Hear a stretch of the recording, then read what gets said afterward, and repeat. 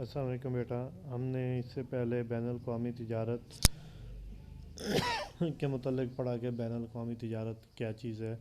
پھر ہم نے بین الاقوامی تجارت کے ملکی تجارت کے ساتھ کمپیریزن دیکھا کہ کون سی چیزیں مشترک ہیں اور کون سی اس مشترک نہیں ہے. اس کے بعد ہم نے بین الاقوامی تجارت کے فوائد اور نقصانات دیکھے تھے کہ اس کے بین الاقوامی تجارت کرنے کے کیا فوائد ہیں اور کیا نقصانات ہیں. تو آج ہمارے پاس جو بیٹا ٹاپک ہے وہ بین الاقوامی تجارت کے مختلف نظریات ہیں. سب سے پہلے ہمارے پاس کلاسیکل نظریہ یا اسے کلی برتری کا نظریہ کہتے ہیں. بین الاقوامی تجارت کے متعلق مختلف کلاسیکل ماہرین معاشیات نے مختلف نظریات پیش کیے گئے. تو کلاسیکل معاشیات کے نظریات ایک بند معیشت یعنی میں بند معیشت کے متعلق ہے جس میں دو اشیاء کے ماڈل کو بنیاد 17ویں اور 18ویں صدی میں مرکنٹائز پر مبنی معاشی فلسفے کے تحت اس ملک کو امیر کہا جاتا تھا جس کے پاس سونا، چاندی اور دیگر قیمتی دھاتوں کے ذخائر تھے. اس نظریے کے حامیوں کے مطابق بین الاقوامی تجارت کی مدد سے ایک ملک کی دولت میں اضافہ یا کمی ہوتی ہے، یعنی برآمدات کی صورت میں دوسرے ممالک سے قیمتی دھاتیں وصول ہوتی ہیں تو اس سے دولت میں اضافہ ہوتا ہے، جبکہ درآمدات کی صورت میں قیمتی دھاتیں دوسرے ممالک کی جانب منتقل ہوتے ہیں جس سے اس کی دولت میں کمی ہوتی ہے. مرکنٹائلسٹ بنیادی طور پر تجارت پر پابندی کے حامی تھے تاکہ توازن تجارت کو اپنے حق میں موافق بنایا جائے. تو بین الاقوامی تجارت کے اس نظریے کی بنیاد سر ایڈم سمتھ نے رکھی تھی. سر ایڈم سمتھ کے مطابق بین الاقوامی تجارت اسی صورت میں فائدہ مند ہو سکتی ہے جب ایک ملک کو کسی ایک شے کی پیداوار میں اور دوسرے ملک کو دوسری شے کی پیداوار میں کلی برتری حاصل ہو. تو اس دوسرے ملک کو بھی دوسری شے کی پیداوار میں کلی برتری ہو، لہٰذا ہر ملک اپنی برتری والی شے میں اسپیشلائزیشن یعنی تخصیص کار کرے اور دوسری شے بیرون ملک سے منگوا کے اپنی ضرورت پیدا کرے. تو کلی برتری کا تعین مصارف پیدائش کی بنیاد پر کیا جاتا ہے.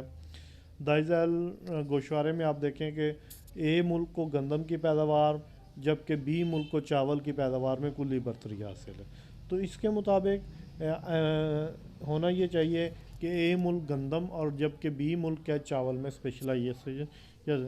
اب آپ گوشوارے میں دیکھتے ہیں بیٹا دو ممالک اے اور بی دیے گئے ہیں تو وہ دیکھتے ہیں کہ 1 یونٹ آف ویٹ اور 1 یونٹ آف رائس کو پیدا کرنے کے لیبر کو کتنے گھنٹے لگتے ہیں.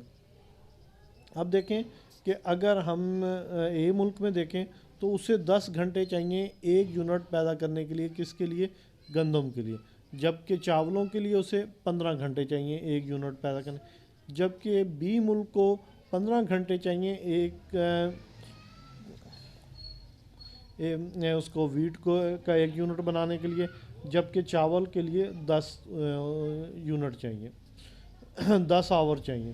تو اب دیکھیں اگر ہم کمپیریزن کریں دیکھتے ہیں تو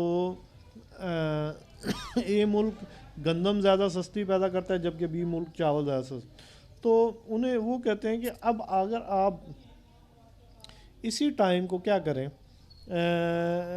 اگر اس گوشوارے کے بعد اگر ملک ایک گندم کی پیداوار میں اسپیشلائزیشن کرتا ہے تو دونوں مزدوروں کو استعمال کر 10 گھنٹے میں گندم کی 2 اکائیاں پیدا کر سکتا ہے، جبکہ بی ملک مزدوروں کی 2 اکائیاں استعمال کر کے 10 گھنٹوں میں چاولوں کی 2 اکائیاں. یوں ملک اے گندم کی زیادہ پیداوار کو ملک بی کی پیداوار پیدا کردہ چاول کی زیادہ پیداوار سے تبادلہ کر لے گا اور اس طرح کیا ہوگا، دونوں کے وقت بھی بچے گا اور پیداوار بھی زیادہ ہو جائے.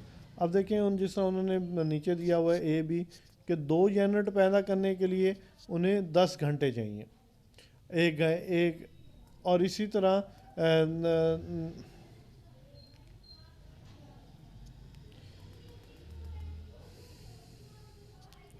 اور دوسرا کیا کرے گا کہ بی بھی 2 یونٹ رائس پیدا کرنے کے لیے 10 گھنٹے میں استعمال کرے گا اور دونوں کی دو اکائیاں پیدا ہو جائیں گی اور اس طرح وہ آپس میں پیداوار کا تبادلہ کر کر اپنے ملک کو فائدہ پہنچا سکتے ہیں۔